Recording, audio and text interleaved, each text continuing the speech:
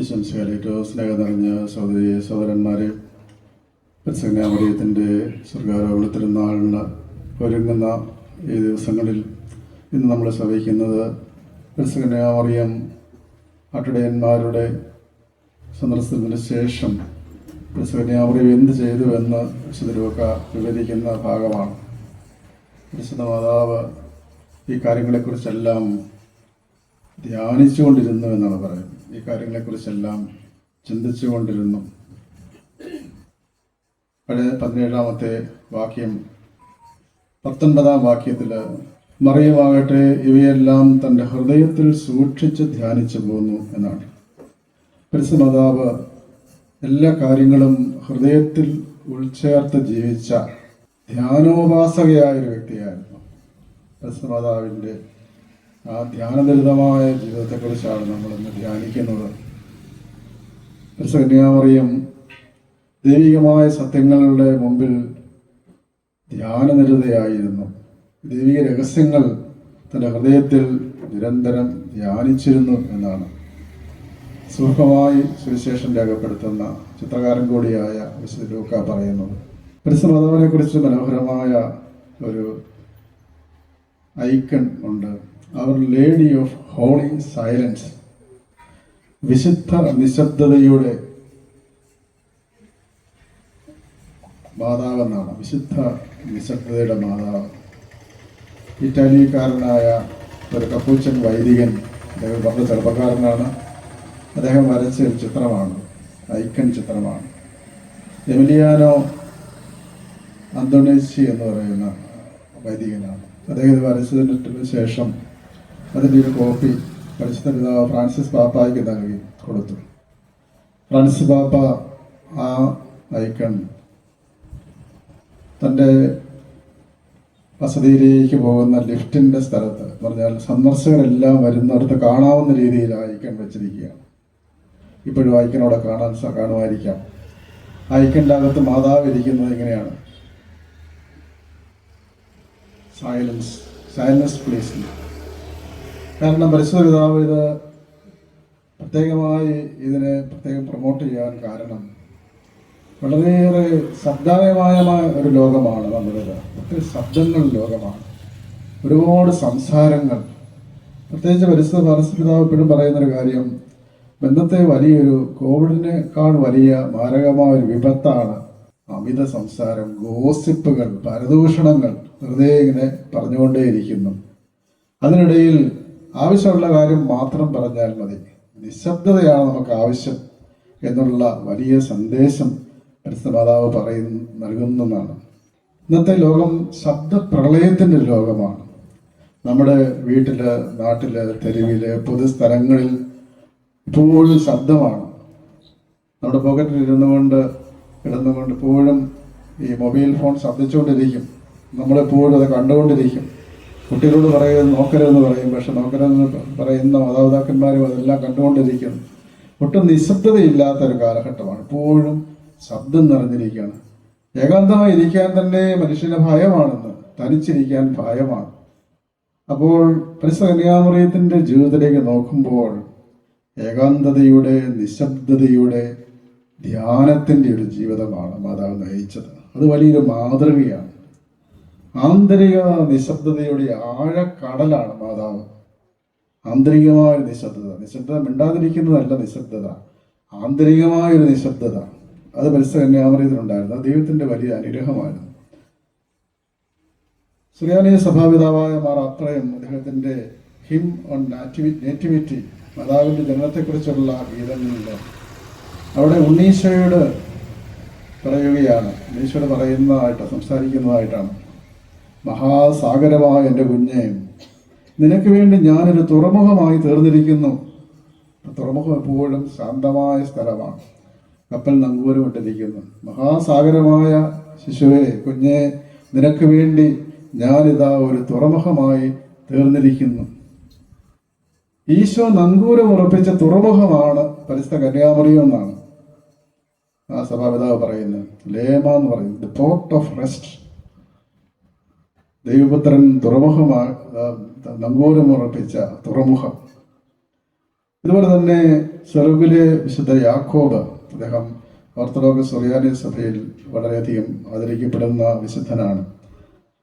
അവിടെ പറയുന്നുണ്ട്, സുഹൃതങ്ങൾ നിറഞ്ഞ വിശുദ്ധ കാര്യങ്ങളുടെ ദിവ്യ ഹർമ്മ്യമേ, ദിവ്യ രഹസ്യങ്ങളുടെ തുറമുഖമേ, സമ്പൽ സമൃദ്ധമായ നവ്യ നൗകയെ, കപ്പല് എന്നൊക്കെയാണ് മാതാവിനെ വിളിക്കുന്നത്. കന്യാമറിയം ഒരു വലിയ സുഹൃതങ്ങൾ നിറഞ്ഞ വിശുദ്ധ രഹസ്യങ്ങൾ നിറഞ്ഞ രമ്യ ഹർമ്മ്യമാണ്, ദിവ്യരഹസ്യങ്ങളുടെ തുറമുഖമാണ്. പ്രശാന്തതയുടെ ഒരു പ്രതീകമായിട്ടാണ് മറിയത്തെ അവിടെ അവതരിപ്പിക്കുന്നത്. പരിശുദ്ധ കന്യാമറിയത്തെക്കുറിച്ച് ചിന്തിക്കുമ്പോൾ ഈ മാതാവിൻ്റെ പ്രത്യേകമായ ഈ ഗുണം, കണ്ടംപ്ലേറ്റീവ് ലൈഫ്, ധ്യാനനിരതമായ ജീവിതം. പരിശുദ്ധ മാതാവിനെ കുറിച്ച് വിശുദ്ധ ജോൺ പോൾ രണ്ടാമൻ മാർപ്പാപ്പ എഴുതിയ തിരുവെഴുത്ത് റൊസാറിയം വെർജിനിസ് മരിയെ, അതായത് ജപമാലയെക്കുറിച്ച് 2002 ഒക്ടോബർ 16 പരിശുദ്ധപിതാവ് പുറപ്പെടുവിച്ച തിരുവെഴുത്ത്, അതിലാണ് പ്രകാശത്തിൻ്റെ രഹസ്യങ്ങൾ ആദ്യമായി പരിശുദ്ധപിതാവ് അവതരിപ്പിക്കുന്നത്. അവിടെ ആ തിരുവെഴുത്തിൽ പ്രത്യേകമായി പറയുന്നത്, പരിശുദ്ധ മാതാവ് എല്ലാ സംഭവങ്ങളും, രക്ഷാകര സംഭവങ്ങളെല്ലാം ഹൃദയത്തിൽ ധ്യാനിച്ചു എന്നാണ്. ഓരോ സംഭവം വരുമ്പോഴും മാതാവ് നിശബ്ദമായി അതിൻ്റെ മുമ്പിൽ നിന്നുകൊണ്ട് ധ്യാനിക്കുകയാണ് എന്നാണ് പറയുന്നത്. അവിടെ മാതാവ് ചെയ്തതെന്തായിരുന്നു? ഈശോയുടെ തിരുമുഖം ധ്യാനിച്ചു എന്നാണ് പറയുന്നത്. അപ്പോൾ മാലാഹയുടെ സന്ദേശം കേട്ടതിന് ശേഷം ഇതാ കർത്താവിൻ്റെ ദാസി എന്ന് പറഞ്ഞുകൊണ്ട് ആ തിരുഹിതത്തിന് കീഴ്വഴങ്ങി ഉണ്ണീശോ തൻ്റെ ഉദരത്തിൽ ഉരുവായി ആ ഉണ്ണീശയെക്കുറിച്ച് ധ്യാനിച്ചു എന്നാണ്. ഒരമ്മ തൻ്റെ ഉദരത്തിൽ ഉരുവാകുന്ന കുഞ്ഞിനെ കുറിച്ച് അതിൻ്റെ മുഖം എങ്ങനെ ഇരിക്കും, അത് ചിരിക്കുന്നത് എങ്ങനെയായിരിക്കും എന്നൊക്കെ ധ്യാനിക്കുമെന്നാണ് മാർപ്പാപ്പ പറയുന്നത്. ഇതുപോലെ തന്നെ പരിശുദ്ധ മാതാവ് ഈശോയുടെ മുഖം കാണുന്നതിന് മുമ്പ് തന്നെ ആ ഈശോയുടെ മുഖം ധ്യാനിച്ചു. ധ്യാനനിരതമായ ജീവിതമാണെന്ന് പറയുന്നു. രൂപാന്തരീകരണ വേളയിൽ ഈശോയുടെ തിരുമുഖം ദർശിച്ചു 3 ശിഷ്യന്മാർ, രൂപാന്തരപ്പെട്ട തേജസ്സാർന്ന മുഖം. ഇതുപോലെ പരിശുദ്ധ മാതാവ് ഈശോയുടെ വിവിധ സമയങ്ങളിലുള്ള തിരുമുഖം ധ്യാനിച്ചു. അതുകൊണ്ട് മറിയത്തോടൊപ്പം ഈശോയുടെ തിരുമുഖം ധ്യാനിക്കുന്നവരായി തീരണം ക്രൈസ്തവർ. ആ തിരുമുഖ ധ്യാനം പരിശുദ്ധ പറയുന്നത് താരതമ്യമില്ലാത്ത ഒരു മാതൃകയാണ് മറിയം. അപ്പോൾ തൻ്റെ ഉദരത്തിൽ ശയിക്കുന്ന ഉണ്ണീശോയെ, ആ ഉണ്ണീശോയെക്കുറിച്ച് മറിയം ഭാവന ചെയ്തു എന്നാണ് പറയുന്നത്. ഓരോരോ സമയത്തും മറിയം ധ്യാനിച്ചിരുന്നു എന്ന് പറയുന്നത്. എൻ്റെ കുഞ്ഞ്, നീ ഞങ്ങളോട് എന്തിനാണ് ഇങ്ങനെ ചെയ്തത്? ലൂക്ക 2:48 ആ ഉണ്ണീശോയെ കാണാതെ പോയിട്ട് തിരിച്ചു കിട്ടുമ്പോൾ വരന ഈശോയെ. അപ്പോൾ മറിയം വളരെയേറെ ആകുലത്തെ ആണെങ്കിലും ധ്യാനനിരതമായ ഒരവസ്ഥയിലാണ് ചോദിക്കുന്നത്. കാനായിൽ ജനങ്ങളുടെ ആവശ്യങ്ങൾ അറിഞ്ഞ് ഈശോയോട് പറയുകയാണ്, അവർക്ക് വീഞ്ഞില്ല. ഈശോ എന്തുത്തരമാണ് പറയുന്നതെന്ന് മാതാവിന് പോലും നിശ്ചയമില്ല. എങ്കിലും ധ്യാനനിരതമായ ഒരു പ്രതീക്ഷയോടുകൂടി തൻ്റെ പുത്രനോട് ചോദിക്കുക മാത്രമല്ല, പരസ്യ ജീവിതത്തിലേക്ക് എൻ്റെ സമയമായിട്ടില്ലെന്ന് പറയുമ്പോഴും വിളിച്ച് പരസ്യ ജീവിതത്തിലേക്ക് മാതാവ് ആനയിക്കുകയാണ്. ഈ ലോകത്തിലേക്ക് ആനയിച്ചു തിരുജനനത്തിലൂടെ, അതുപോലെ തന്നെ ദൈവത്തിന്റെ ജന്മം കൊടുത്തതിലൂടെ, അതുപോലെ തന്നെ പരസ്യ ശുശ്രൂഷയിലേക്ക് ഈശോയെ ആനയിച്ചു എന്നുള്ളതാണ്. തൻ്റെ ആ പുത്രനെ കുരിശിൻ ചുവട്ടിൽ നിൽക്കുമ്പോൾ ആ പീഡാനുഭവ വേളയിൽ മാറത്തലച്ചുകൊണ്ട് സ്ത്രീകൾ പുറകെ വന്നിരുന്നാണ് പറയുന്നത്. അവരെല്ലാം മാറത്തടിച്ച് ഉറക്കെ കരഞ്ഞുകൊണ്ട് ഒത്തിരി പേരുടെ വന്നിരുന്നു. ഭീകരമായൊരു സാഹചര്യമാണല്ലോ. അവിടെ മാതാവ് ഇങ്ങനെ അലമുറയിട്ട് കരയുന്നതായിട്ട് നമ്മൾ കാണുന്നില്ല. ആ നിശബ്ദതയുടെ മഹാസാഗരമായി കുരിശിൻ ചുവട്ടിൽ നിശബ്ദ ധ്യാനത്തിലാണ്. മരണം സംഭവിക്കുമ്പോൾ, അത്യാഹിതങ്ങൾ സംഭവിക്കുമ്പോൾ, ഉറ്റവർ വേർപെട്ടു പോകുമ്പോൾ ആദ്യം കരയുമെങ്കിലും പിന്നീട് കരച്ചിലെല്ലാം നിർത്തി വലിയ മൂകതയിലേക്ക് മനുഷ്യർ പോകാറുണ്ട്. നമ്മൾ കണ്ടിട്ടുണ്ടല്ലോ. ഇതുപോലെ പരിശുദ്ധ കന്യാമറിയം ആദ്യം മുതൽ തന്നെ ദിവ്യമായ ഒരു മൂകതയിലേക്ക് കടന്ന് ധ്യാനത്തിലേക്ക് കടന്നുവെന്നാണ് പരിശുദ്ധ പറയുന്നത്. അത് പെന്തക്കോസ്ത് തിരുനാൾ ദിവസം അഗ്നിനാവുകളുടെ മേൽ, ശിഷ്യന്മാരുടെ മേലും മാതാവിൻ്റെ മേലും പരിശുദ്ധാത്മാവ് ഇറങ്ങി വരുമ്പോഴും അത്ഭുതസ്തബ്ധയായ ധ്യാനനിരതയായ മാതാവ് അവിടെ ഉണ്ട്. മാതാവൊന്നും സംസാരിക്കുന്നില്ല.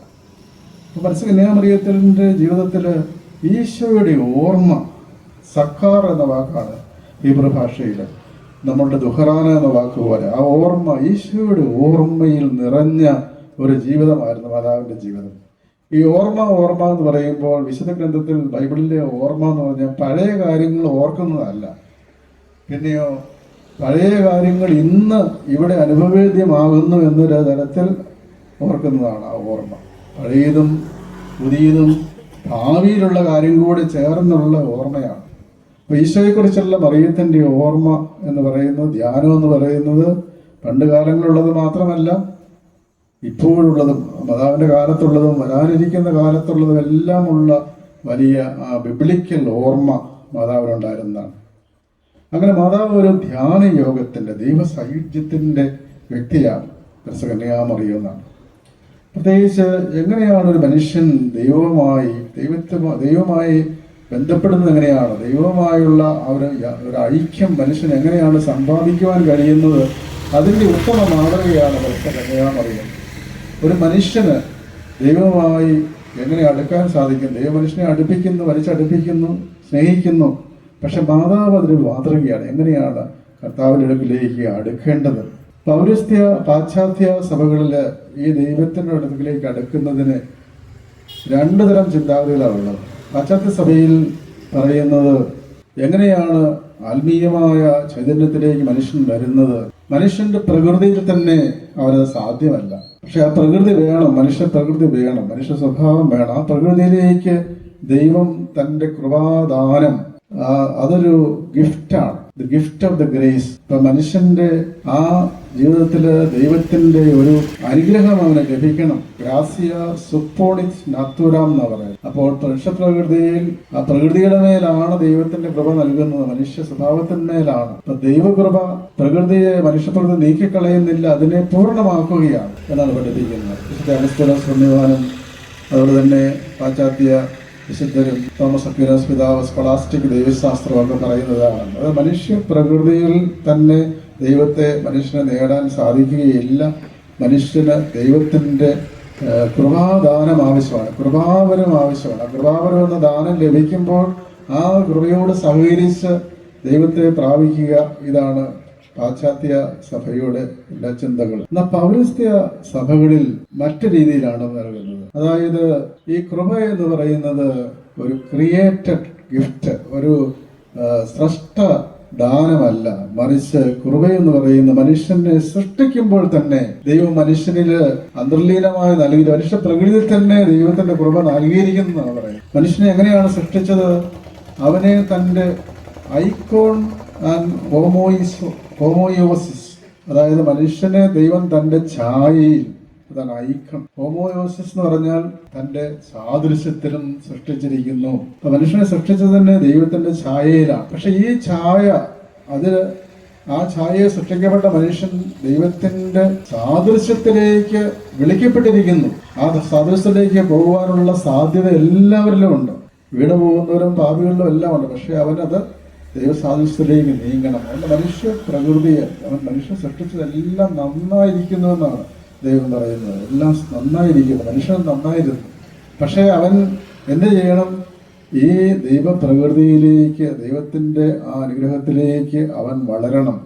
അപ്പോൾ from the icon to likeness, അതായത് ഈശോ ദൈവത്തിൻ്റെ ഛായയിൽ നിന്നും ദൈവത്തിൻ്റെ സാദൃശ്യത്തിലേക്ക് നമ്മളെ വളരണം. അങ്ങനെ വളർത്തണം. അതുകൊണ്ട് grace is an uncreated gift. കൃപയെന്ന് പറയുന്നത് സൃഷ്ടിക്കപ്പെടാത്ത മനുഷ്യപ്രകൃതിയോട് അന്തർലീനമായ ദൈവിക ദാനമായിട്ടാണ് പൗരസ്ത്യ സഭകളിൽ ദൈവം സന്നിവേശിപ്പിച്ചിരിക്കുന്ന അനുഗ്രഹമായിട്ടാണ്. കൃപ അനുഭവേദ്യമാകുമ്പോൾ ഇവൻ ദൈവത്തിന്റെ ദൈവിക ജീവനിൽ പങ്കുകാരാകുന്നു. അപ്പൊ ദൈവകൃപയിൽ, ദൈവത്തിന്റെ ഛായയിൽ സൃഷ്ടിക്കപ്പെട്ട മറിയം ആ ദൈവത്തിന്റെ സാദൃശ്യത്തിലേക്ക് വളർന്നു. ദൈവത്തിന്റെ അനുഗ്രഹത്തിൽ പൂർണ്ണമായും സഹകരിച്ച് ആ സാദൃശ്യത്തിലേക്ക് വളർന്നു എന്നാണ് പൗരസ്ത്യ സഭകളുടെ പ്രബോധനങ്ങൾ. അതായത് ദൈവത്തിൻ്റെ ആ ദൈവിക സത്ത, ഊസിയ എന്ന് പറയും, ഡിവൈൻ എസൻസ്, അത് ദൈവത്തിനുള്ള ഒരു കാര്യമാണ്. അത് മനുഷ്യന് അപ്രാപ്യമാണ്. അത് മനുഷ്യന് ഒരിക്കലും ലഭ്യമല്ല, ദൈവത്തിന് മാത്രമുള്ളതാണ്. പക്ഷെ ദൈവത്തിലുള്ള ദൈവിക ചൈതന്യം, ഡിവൈൻ എനർജി എന്ന് പറയും. അവൻ്റെ ഉണ്മയിൽ നിന്ന് വരുന്ന, അവൻ്റെ സത്തയിൽ നിന്ന് വരുന്ന ദൈവത്തിൻ്റെ വലിയ ആ എനർജി, അതാണ് മനുഷ്യനെ ദൈവികമാക്കുന്നതെന്നാണ് ഗ്രിഗറി പാലമാസ് എന്ന് പറയുന്ന വലിയൊരു ദൈവശാസ്ത്രജ്ഞൻ 1351 കാലം ചെയ്ത ഒരു മെത്രാനാണ്, വിശുദ്ധനാണ്, ഗ്രീക്ക് ഓർത്തഡോക്സ് സഭയുടെ. അദ്ദേഹം വിശദീകരിക്കുന്നത് അവിടെ മനുഷ്യന് തെയോസിസ്, ദൈവികീകരണം സംഭവിക്കണം, ദൈവവൽക്കരണം സംഭവിക്കണം. ദൈവത്തിൻ്റെ ഈ കൃപ മനുഷ്യനെ ദൈവികീകരണത്തിലേക്ക്, തെയോസിസ്, ഡെയിഫിക്കേഷൻ എന്ന് പറയും, ദൈവവൽക്കരണത്തിലേക്ക് നയിക്കുന്നതാണ്. അതെങ്ങനെയാണ്? അഗ്നിയിൽ ഇരുമ്പ് കഷണം ഇട്ട് കുറെ കഴിയുമ്പോൾ എന്ത് സംഭവിക്കുന്നു? അത് ആ ഇരുമ്പ് കഷണം അഗ്നിയുടെ രൂപത്തിലായി മാറും. പക്ഷെ ഇരുമ്പായിട്ട് തന്നെ നിൽപ്പുമുണ്ട്. ഇതുപോലെയാണ് സൃഷ്ടിക്കപ്പെടാത്ത ദൈവിക ചൈതന്യത്തിൽ മനുഷ്യൻ നിറയുകയാണ് ചെയ്യുന്നത്. അങ്ങനെയുള്ള ആ ദൈവീകരണത്തിന്, അതിൻ്റെ ദൈവിഫിക്കേഷന്റെ പരിപൂർണ മാതൃകയാണ് പരിശുദ്ധ കന്യാമറിയം. പരിശുദ്ധ കന്യാമറിയത്തിന് ദൈവം ആ വലിയൊരു അനുഗ്രഹം നൽകി. പരിശുദ്ധ മാതാവ് ഒരു മനുഷ്യ സൃഷ്ടിയുടെ പൂർണ്ണത മാതാവ് കൈവരിച്ചു. അത് ഈ ദൈവിക അനുഗ്രഹത്തോട് സഹകരിച്ചപ്പോഴാണ്. അതുകൊണ്ട് പരിശുദ്ധ കന്യാമറിയത്തിൻ്റെ ജീവിതത്തിൽ അവിടെ എപ്പോഴും ഈ ദൈവീകരണം സംഭവിക്കുന്നുണ്ട്. എപ്പോഴും ആ ഒരു ദൈവികവൽക്കരണം, ദൈവിക ചിന്തയോടുകൂടിയാണ് മാതാവ് ജീവിച്ചത്. മനുഷ്യാവതാരത്തിൽ എപ്പോഴും ആ ദൈവിക രഹസ്യങ്ങൾ ഓർത്ത് ധ്യാനിച്ചു. യേശു ജനിക്കുമ്പോൾ അതാണ് സംഭവിക്കുന്നത്. അതുപോലെ തന്നെ മാതാവിന്റെ കൃതജ്ഞതാ സ്തോത്ര ഗീതം, അത് എൻ്റെ ആത്മാവ് ദൈവത്തെ മഹത്വപ്പെടുത്തുന്നു, ആ ദൈവിക കൃപയെ വാഴ്ത്തുകയാണ്. അവരുടെ ആത്മാവ് ദൈവത്തിന്റെ കൃപ പ്രതിഫലിപ്പിക്കുന്ന ഒന്നായി മാറുകയാണ്. അതുപോലെ തന്നെയാണ് ഈ പരിശുദ്ധ മാതാവിന്റെ യുഗാന്ത പൂർണ്ണത. അതായത് മാതാവിന്റെ ജീവിതത്തിൽ മാത്രമല്ല, എസ്കറ്റോളജിക്കൽ ഫുൾഫിൽമെന്റ് എന്ന് പറയും. മാതാവിന്റെ ആ സ്വർഗാരോപണം എന്ന് പറയുന്ന മാതാവിന്റെ ഡൊർമിഷൻ, മാതാവിന്റെ നിദ്ര എന്ന തിരുനാള് സൂചിപ്പിക്കുന്നത് അതാണ്. മാതാവിന്റെ സമ്പൂർണ്ണ ശാരീരിക, ആത്മീക ദൈവവൽക്കരണം, ദൈവിക രൂപാന്തരീകരണം അവിടെ സംഭവിക്കുകയാണ്. ഈ ഭൂമിയിൽ വെച്ച് തന്നെ ദൈവവൽക്കരിക്കപ്പെട്ട മാതാവ് ശരീരത്തിലും ആത്മാവിലും പൂർണ്ണമായും ദൈവികവൽക്കരിക്കപ്പെട്ട് കർത്താവിന്റെ സന്നിധിയിൽ സ്വീകരിക്കപ്പെടുന്നു. അതാണ് മാതാവിന്റെ നിദ്ര എന്നുള്ളത്. അതെല്ലാ വിശ്വാസികൾക്കും വാഗ്ദാനം ചെയ്യപ്പെട്ടിരിക്കുന്ന ഒരു ഭാഗധേയമാണ്. ഇതാണ് നമുക്കെല്ലാം വാഗ്ദാനം ചെയ്യപ്പെട്ടിരിക്കുന്നത്. അപ്പൊ ഈ ദൈവികവൽക്കരിക്കപ്പെട്ട് ജീവിക്കുക, ലൗകികവൽക്കരിക്കപ്പെട്ട് തിന്മകൾ ആവേശിക്കപ്പെട്ട് ജീവിക്കുന്ന ഒരു ലോകത്തിൽ ദൈവവൽക്കരിക്കപ്പെട്ട് ജീവിച്ചു. മാതാവിന്റെ ജീവിതം അതായിരുന്നു. ശ്രീബുദ്ധൻ നടന്നു പോകുമ്പോൾ ഓരോ കാൽച്ചുവട്ടിലും താമര വിരിയുമെന്നായിരുന്നു അന്നത്തെ കാലത്തെ ആളുകൾ പറഞ്ഞിരുന്നത്. അത്ര വിശുദ്ധമായ കാലടികളാണ്. ഇതുപോലെ പരിശുദ്ധ മാതാവ് കടന്നു പോകുമ്പോൾ ഈ ദൈവവൽക്കരണം, ദൈവിക ചൈതന്യം നിറഞ്ഞിരുന്നു. യുധിഷ്ഠിരന്റെ തേര് ഭൂമിയിൽ നിന്നും അല്പം ഉയർന്നു നിന്നിരുന്നത്, നിരത്തല്ല. അപ്പൊ ഭൂമിക്ക് മുകളിലാണെന്നാണ് ആ ഒരു സങ്കല്പം, ഹൈന്ദവ സങ്കല്പം. പരിശുദ്ധ കന്യാമറിയം ഇതുപോലെ തന്നെ ഈ ഭൂമിയിൽ കാൽച്ചുവട് വയ്ക്കുമ്പോഴും ആ സ്വർഗത്തിന്റെ ആ ഒരു ചൈതന്യത്തിൽ ജീവിച്ചു. അതാവ് ചവിട്ടുന്ന ഓരോ പാദമുദ്രകൾ പോലും ദൈവത്തിന്റെ അനുഗ്രഹത്താൽ നിറഞ്ഞു എന്ന് നമുക്ക് കാണാൻ കഴിയും. അങ്ങനെ ദൈവവൽക്കരിക്കപ്പെട്ട ഒരു വ്യക്തിയാണ്, ആത്മീയ രൂപാന്തരപ്പെട്ട ഒരു വ്യക്തിയാണ് പരിശുദ്ധ കന്യാമറിയം. അപ്പൊ എങ്ങനെയാണ് മനുഷ്യൻ ഈ ഒരു അവസ്ഥയിലേക്ക്, ആത്മീയതയിലേക്ക് വളരേണ്ടത് എന്നുള്ളത് ആധ്യാത്മിക ആചാര്യന്മാർ, പ്രത്യേകിച്ച് പൗരസ്ത്യ ആചാര്യന്മാർ പറയുന്നത്. പ്രത്യേകിച്ച് എവാഗ്രിയസ് എന്ന് പറയുന്ന 399 കാലം ചെയ്ത പണ്ഡിതനായ താപസൻ, അദ്ദേഹം പറയുന്ന 3 തലങ്ങളിലൂടെയാണ്, അതിനെല്ലാം വികസിപ്പിച്ചാണ് സ്യൂഡോ ഡൈനീഷ്യസ്. അദ്ദേഹം പറയുന്ന 3 തലങ്ങളിലൂടെയാണ് മനുഷ്യൻ. അദ്ദേഹം സ്യൂഡോ ഡൈനീഷ്യസ് 500 ജീവിച്ചിരുന്ന ഒരു ആചാര്യനായിരുന്നു, സിറിയൻകാരനാണ്. അദ്ദേഹം പറയുന്നത് 3 തലങ്ങളിലൂടെയാണ് മനുഷ്യൻ ഈ ദൈവവൽക്കരിക്കപ്പെടുന്നത്. ഒന്നാമത്തെ തലമാണ് കഥാർസിസ്, ശുദ്ധീകരണം.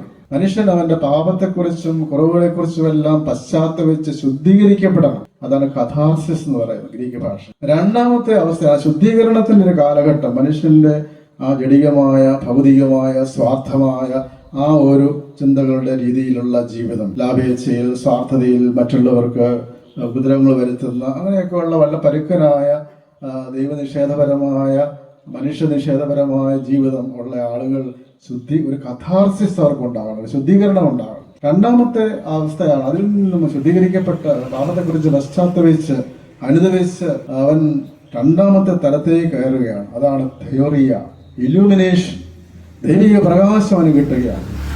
അപ്പോൾ അവൻ കുറെ കൂടെ ദൈവത്തിന്റെ പ്രകാശത്തിലേക്ക്, ലോകത്തിന്റെ അന്ധകാരത്തിൽ നിന്നും ദൈവത്തിന്റെ പ്രകാശത്തിലേക്ക് അവൻ വരികയാണ്. ഇതും കഴിഞ്ഞ അടുത്ത സ്റ്റേജാണ് തെയോസിസ് എന്ന് പറഞ്ഞാൽ ദൈവവൽക്കരണം. ദൈവികമായ ആ നിലകം തീക്കകത്ത് ഈ പറഞ്ഞ ഇരുമ്പ് കഷണം കിടക്കുന്നത് പോലെ കിടന്ന് ആ കഷണം തീയായി മാറുന്നത് പോലെ തെയോസിസ്, ദൈവികവൽക്കരണം നടക്കുക എന്നുള്ളതാണ്. പരിശുദ്ധ മാതാവിന്റെ ജീവിതത്തിലേക്ക് പോകുമ്പോൾ ഈ 3 ഘട്ടങ്ങൾ എങ്ങനെയൊക്കെയാണ് പരിശുദ്ധ മാതാവിൽ നിറവേറിയതെന്ന് നമ്മളുടെ സുറിയാനി സഭയുടെ ആധ്യാത്മിക ആചാര്യന്മാർ പറയുന്നുണ്ട്. അവിടെ പറയുന്നത് സുറിയാനി ആധ്യാത്മികതയിൽ പ്രത്യേകിച്ച് ജോൺ ദി സോളിറ്ററി, അദ്ദേഹം 5-ാം നൂറ്റാണ്ടോടുകൂടി ജീവിച്ചിരുന്ന ആളാണ്.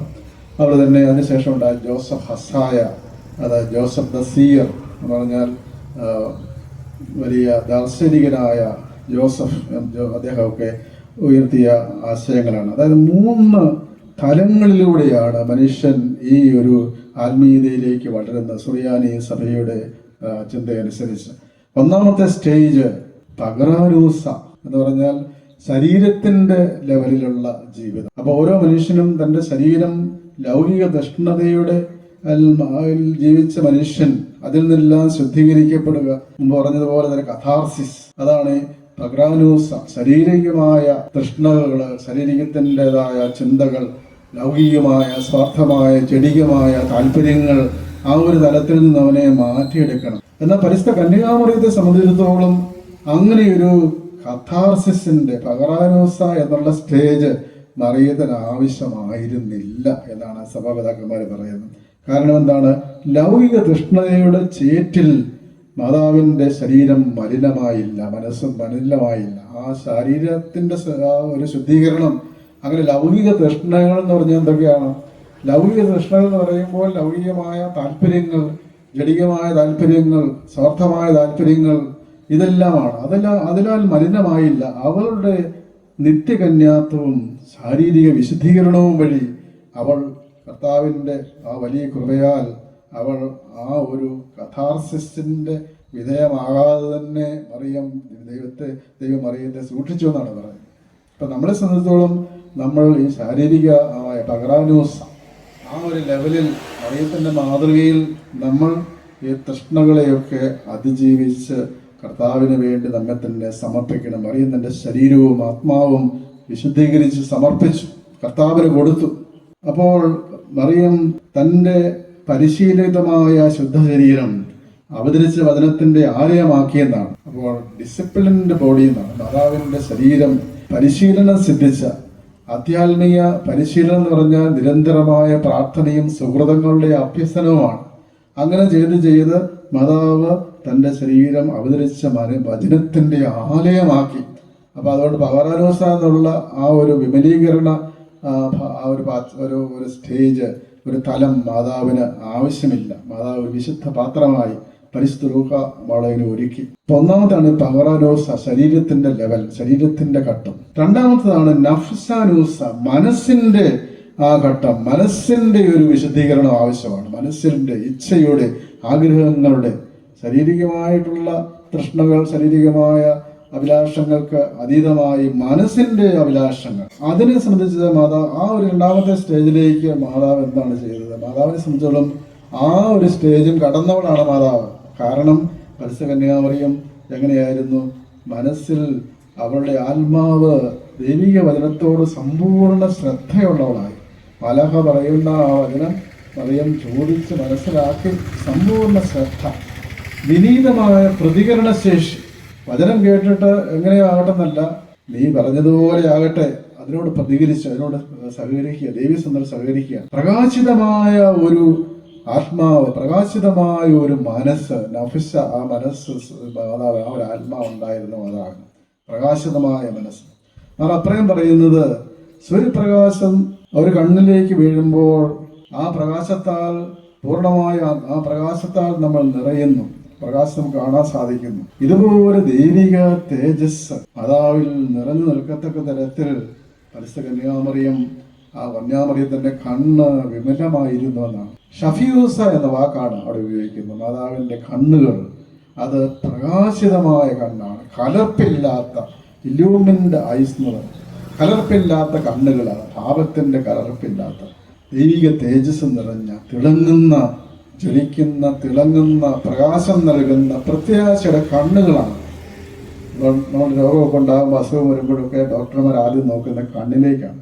ഡോക്ടർമാർ മാത്രമല്ല, നിങ്ങളൊന്നൊരു വിദേശയാത്ര നടത്തണമെങ്കിൽ പുറത്ത് പോകണമെങ്കിൽ നമ്മുടെ കണ്ണിന്റെ രേഖപ്പെടുത്തിയിട്ടുണ്ട്, കണ്ണെങ്ങനെ ഇരിക്കുന്നു. അപ്പൊ കണ്ണ് മനുഷ്യന്റെ ഒരു അടയാളമാണ്. കന്യാമറിയത്തിന്റെ കണ്ണ് എങ്ങനെയുള്ളതാണ്?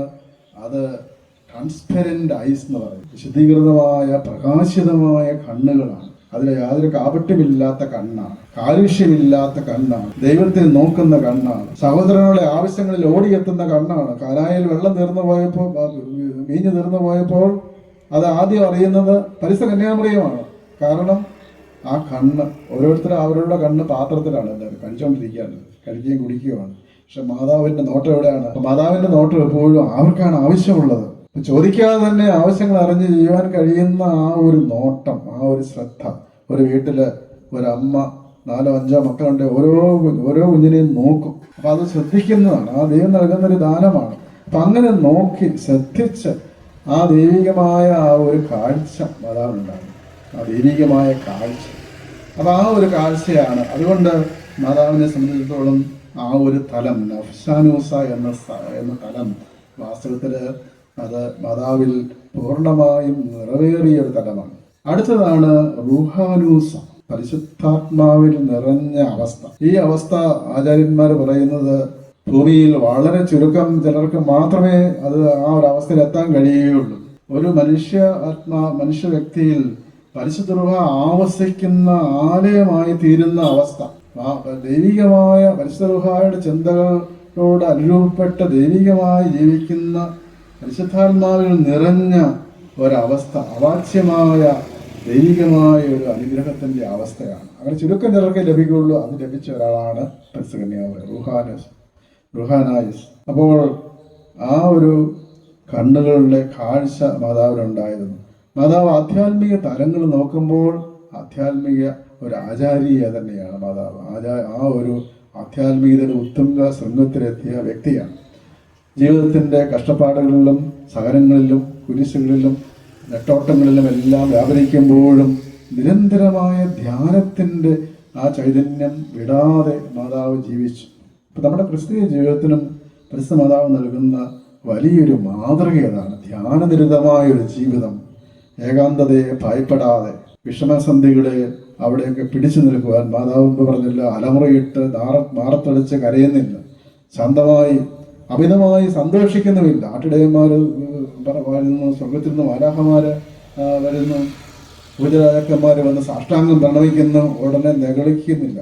മാതാവ് അപ്പോഴെല്ലാം ശാന്തമായി ഇതെല്ലാം ഹൃദയത്തിൽ ധ്യാനിക്കുകയാണ്.